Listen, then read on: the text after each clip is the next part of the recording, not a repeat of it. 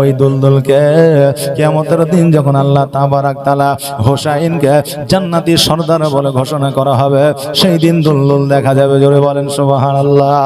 হোসাইন মরুভূমির উপরে যেন পড়ে আছে, আর এইদিকে সীমা আমার হোসাইনের বুকের উপরে এসে বসেছে, আর গলায় যেন ছুরি চালাইতে আছে, কিন্তু হোসাইনের গলা যেন কাটে না।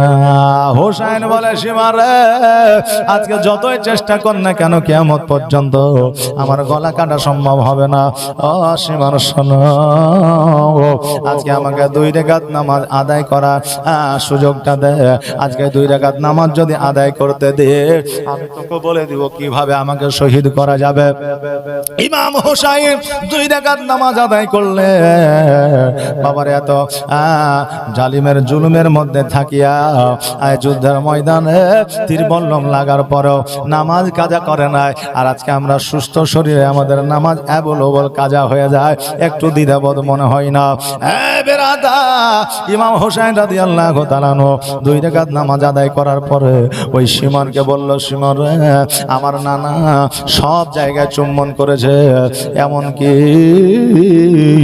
আমার নানাজি আমাদের এমন ভাবে আদর যত্ন করেছে, আজকে তুমি কেন পৃথিবীর কেউ গলা কাটতে পারবে না। তবে সীমার আমার যে হলকম আছে, ওই হলকমের মধ্যে যদি তুমি ছুরি চালাও আমার গলাটা কেটে যাবে। হোসাইন রাদিয়াল্লাহু তাআলা তীরের আঘাতে বল্লমের আঘাতে কাতর হইয়া আছে। সীমার যেন ওই আপনার গলাতে যেন ছুরি চালাইলো, হোসাইনের ধর থেকে মাথাটা যেন আলাদা করলো। একবার আওয়াজ দিয়ে পড়েন, ইন্না লিল্লাহি ওয়া ইন্না ইলাইহি রাজিউন।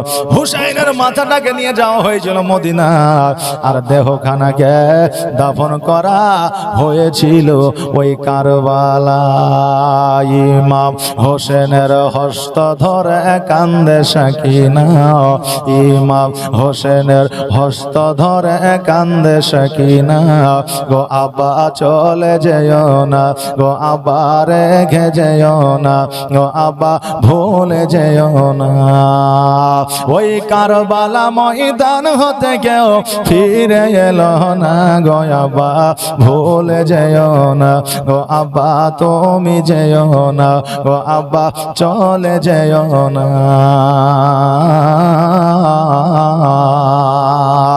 ওই কারবালা আজ রক্তে লাল লাল হয়ে যায়, আর তারই আগুন জলে বুঝে আমার গলে যায়, গো আব্বা আমার গলে যায়। ওই কারবালা আজ রক্তে লাল লাল হয়ে যায়, তারই আগুন জলে বুঝে আমার গলে যায়, গো আব্বা আমার গলে যায়। আর তো সহা যায় না আব্বা এত যন্ত্রণা, গো আব্বা চলে যেও না, গো আব্বা রেখে যেও না, গো আব্বা ভুলে যেও না।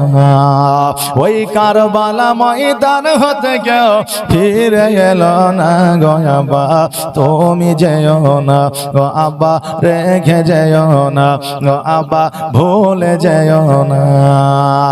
ওই আশরাফুল আম্বিয়া নবী তুমি পিয়ারা, আর খাতুনে জান্নাত মা ফাতেমার রাজ দুলারা, গো আব্বা রাজ দুলারা। ওই আশরাফুল আম্বিয়া নবীর তুমি পিয়ারা, আর খাতুনে জান্নাত মা ফাতেমার রাজ দুলারা, গো আব্বা রাজ দুলারা। হযরত আলীর জানের পিয়ারা, দিলের সান্তনা, গো আব্বা চলে যেও না, গো আব্বা রেখে যেও না, গো আব্বা ভুলে যেও না। আরে ইমাম হোসেন রাদিয়াল্লাহু তাআলা আনহু উনি এই ইসলামকে দ্বন্দ্ব ঈমান করে আজকে মানুষের ঘরে ঘরে আজকে ইসলামের পতাকা আপনার উত্তোলন করে দিয়ে উনি চির অমর হয়ে ইহজগৎ ছেড়ে পরজগৎ গমন করলেন। বলেন ইন্না লিল্লাহি ওয়া ইন্না ইলাইহি রাজিউন। বেরাদার,